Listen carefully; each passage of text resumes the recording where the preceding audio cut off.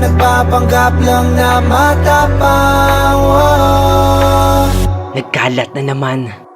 Pakitang tao sa daan, kukuhanin ang loob mo. Pagtapos kang kamayan, pangangakuan ng ikakabuti ng sampayan ng mga tao'y napapaikot sa akalang kahirapan ay matatakbuhan. Pero maling akala ang nakalaan sa bawat mamamayan, at sa labi ang kalakip ng panggayuman nila sa kumakalam na tiyan. Maging prinsipyo mo ay tila di naguguluhan, dahil kapos wala kang magawa, di mo sila matatanggihan. Mga sakim naguunakan sa mababakante na upuan, panay pangakong giginhawa ang pinaspes, di na namin yan inaasahan. Kahit na magpalit-palit pa ng nakaupo sa pwesto, kung ang pakilang naman ay gatasin ng mga kapwa Pilipino, mulat na ang mata namin sa harapan nyo na panggagago. Kilalanin mo,